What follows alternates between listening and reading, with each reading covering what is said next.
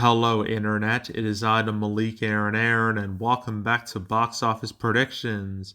Today, we're going to be talking about The Apprentice. So, as usual, we're going to be going over the pros and cons. So, let's get to it. Pros. Okay.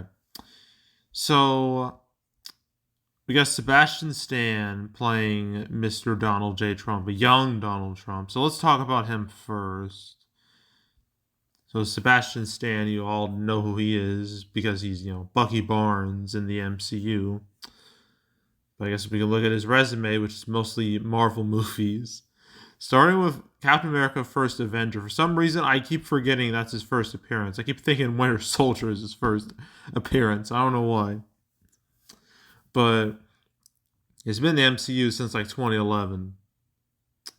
And yeah, I mean, the Captain America movies, Infinity War, Endgame, and he was also in the Falcon Winter Soldier show, and now he's going to be coming back to the big screen next year with Thunderbolts, asterisk.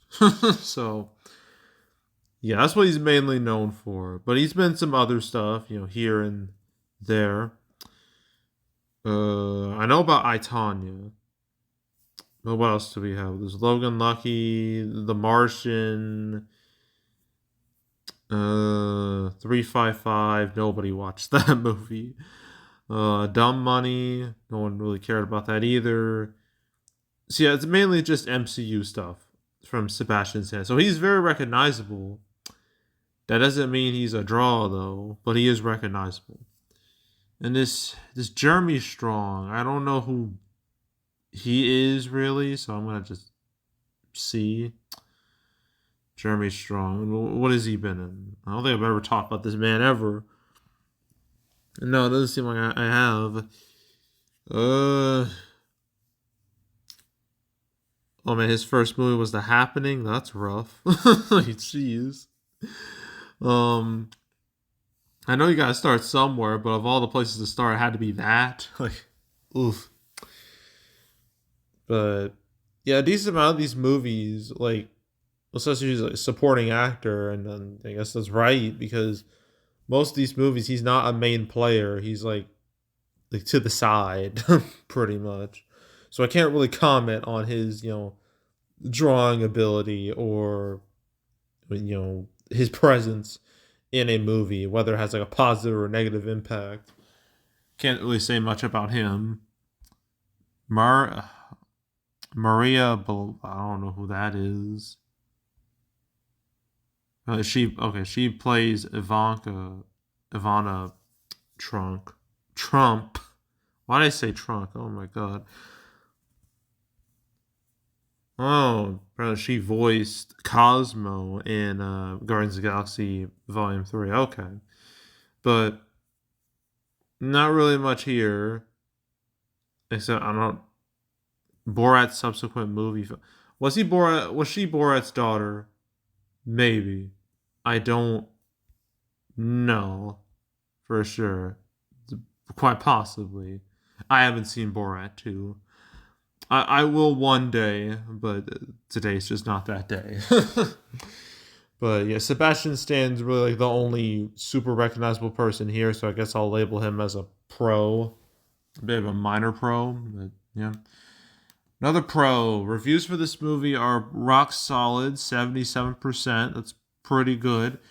The audience score doesn't show up here, I'm guessing because not too many people have seen this movie. And I saw the cinema score, and I am saving that for the cons. You will understand why real soon. But yeah, critic score, I'll label that as a pro. I guess another pro, in a way, is the publicity this movie's been getting, because ever since it was like shown off, I think it was back in, it was May, right? Yeah, I think it was May. At Cannes Film Festival, I remember hearing like a headline like Trump or like his legal team or his people, they tried to like block this movie's release. They give him a good old cease and desist because I'm guessing because this movie paints him in a bit of a negative light, maybe not the light that he would want, or it would make him look bad. I guess. I mean, I haven't seen this movie. I haven't seen like any trailers or anything. I've just seen images. But this is just like how this is what I think. So yeah, I had that bit of PR, and apparently like distributors just, I guess they didn't want to get their hands on this thing because apparently I'm reading on Wikipedia it was because of its subject matter. I'm guessing they just don't want to really touch Donald Trump's like name like at all. But Bearcliff Entertainment decided, you know what, let's do it, and they got the rights, and now they're distributing it, and now it's getting like a wide release this weekend. So the PR surrounding this movie, like this somewhat controversial nature. Controversy can create cash. I've said that plenty of times before, but it depends on what the controversy is. In this case, it might lead to some curiosity, but I don't think it will lead to cash. I don't think it will lead to like straight up just people being like, "Oh, I'll never watch that." But I guess obviously I don't believe in all publicity is good publicity. That is some garbage. That is a total lie. Um, but I guess PR. It's better to have PR than like no PR at all. So I guess it's kind of a pro, but not really. It's more of a middle ground thing. The PR surround this thing. Okay, and wait. So it was announced in 2018. It took 6 years. Damn. 6 years to get this off the ground. That's crazy. Um, but yeah, cons. Okay, so obviously the subject matter with this movie is about Donald J. Trump, young Donald J. Trump, and obviously Donald Trump.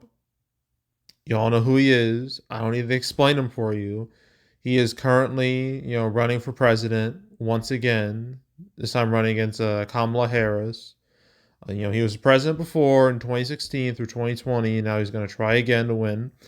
And this year has been rather eventful for him. Not in exactly the best way. The fact that he, is a convicted felon. Got 34. Yeah, 34. He was convicted 34 times for stuff with like hush money with like Stormy Daniels and all that. Not to mention he was almost assassinated not once but twice this year. So it's been quite the eventful year for Mr. Trump. And don't even get me started on just all the stuff surrounding him, legally, image wise. Like I don't even need to talk about January 6th and all that. The fact that he got impeached twice, it's a lot. It is way too much to go over. But the thing is that people say when you make a movie about a real life person, who is like very relevant, like in the media and whatnot. But like in this case, do people really want to see and go pay to see like a biographical movie of that person when they can just watch that person for free like all the time? Like I imagine people who know about this movie, they're probably thinking, I see Donald Trump on my TV all the time. Why would I go pay to see a story about him? Right? So I feel like that's the big problem is that people get enough Donald Trump in their lives and they don't even pay for it. Like, why would people want to pay to see his, a young version of him? Because that's like the big problem with this movie is like the subject at hand, Mr. Trump, and just how, I guess overexposed he is compared to like a lot of other like people within the media. Because you see him like all the time, you see news about him all the time, headlines all the time, like because of something he did or something he said or all that jazz. So yeah, I'd say Trump, not necessarily like political wise, but just like overexposure of his name. and how people are probably would rather just not pay to watch something with him. I'm gonna label that as a con. It's kind of the same issue the George W. Bush movie had like in 2008, where it was all about like his story, and people just like, why would I want to pay to watch that? I see him on TV like every single day, so like, what's the draw? So yeah, that's a con. Another con is cinema score. It's a B minus. That's not good at all. That is not the score to get for like an adult drama like this. Like ideally, it should be like an A or something, but a B minus. That tells me the people who watched this movie didn't like it all that much. And I guess now I'm gonna see what the audience score is. People who have seen it. Uh, it's mostly positive. I'm seeing a lot of like 5 stars. So yes, it's both of the actors and the other performance. Probably the year's best film. I don't know about that. I haven't seen this movie, but I'm pretty sure there's like several movies that are objectively better than this. But hey, this is this person's opinion. Uh, this is a weird one. So freaking good. They spelled freaking with Frieking. Scarface meets The Godfather in the Trump verse. Okay. I don't know what to say about that. We got a 1 star. Just another hate Trump movie full of lies. Okay. So that's 1 star. We got okay, it's from Raymond, and they got another 1 star. It was a disgusting portrayal of a young former U.S. president. All the sex scenes were totally unnecessary. I think I make like a wild guess. Who this person is supporting this election. I can make a wild guess, but I'm not gonna say it because I just know what's going on. Wait, it says great movie. Run, don't walk to see it. Who runs to see a movie? I've never seen that ever. Someone like running to the theater. It's like seeing someone run to the store. Like I think it was like an Arthur. Like there was like this clip of like this dude like, oh, there's like a sale, and then this man just running to the store, doesn't even go to his car, runs straight to the store. I've never seen anyone do that in my life. But yeah, they got a 1/2 star. This is disliked, a boring movie to watch, liked all the facts. Yeah, 3 star. The film made me feel nothing about DGT, Donald J. Trump, and the ending was very abrupt.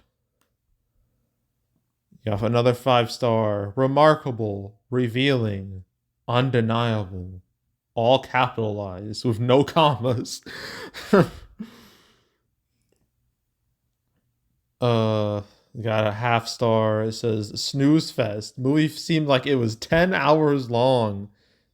This thing's like 2 hours. It's 100% fiction, and saying that they have liberty to do whatever they wanted, but they chose to make it boring.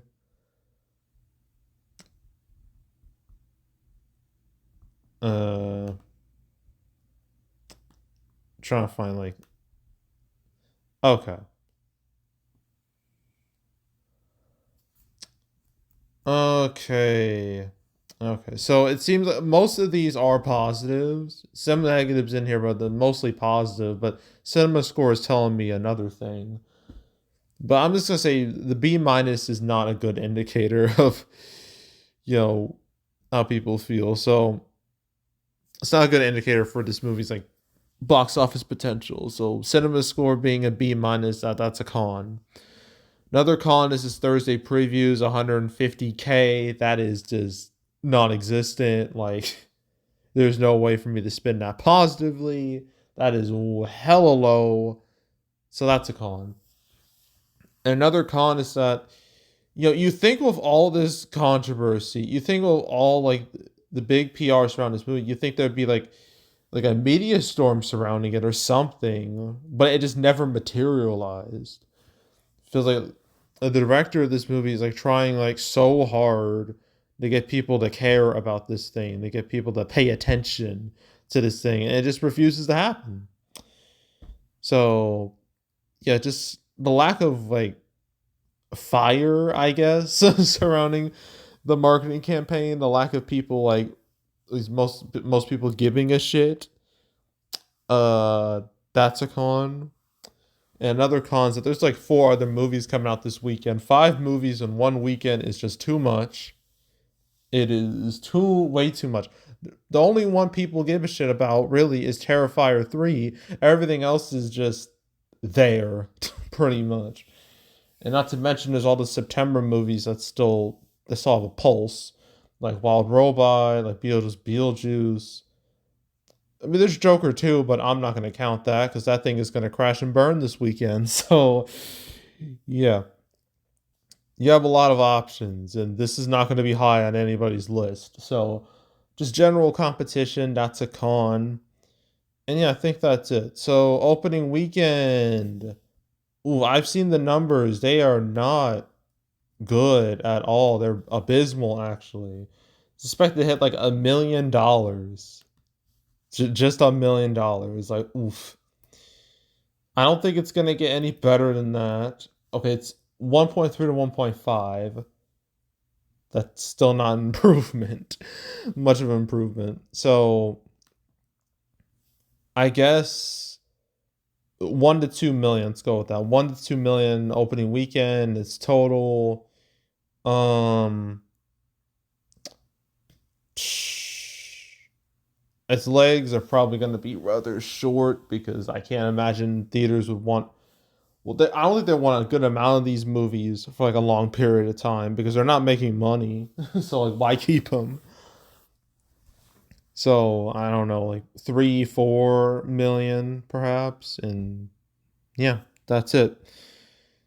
All right, so that was The Apprentice. So we got four more movies to do. We got My Hero Academia, the movie You're Next. We got Piece by Piece, the movie everyone actually is going to see, Terrifier 3, and then Saturday night. Well, Saturday night's going to come before Terrifier 3, but yeah, those are the four other movies I'm covering this weekend, so like, stay tuned. But yeah, that's it. That's all. Make sure to subscribe, like this video, leave a comment, turn on notifications, share the whole drill. We'll check out more videos like this. Got playlists on the homepage, all previous prediction videos I made this year, the past few years. You want to watch any of those videos, go right ahead. There's also box office recaps where I go over the box office results for any particular month. I said I would do my September recap this week. Unfortunately, that's just not going to happen. Like I thought about it, but I just wasn't feeling it at all. So I'll next week should be a guarantee because there won't be as much to do, next week, especially next weekend. It'll be pretty. It's like two movies. Like I can handle that. So yeah, I'll just do my September recap next week. So stay tuned for that. But if you want to watch any of the past recap videos I made on the channel, you can go right ahead. There's also the canceled series where I go over all the movies that were supposed to come out but didn't. Well, all 250 episodes. Not once did I cover The Apprentice, so yeah. But if you want to watch any of the past 250 episodes of Canceled, want to binge all the episodes, go right ahead. And yeah, that's it. That's all. I am out. Goodbye.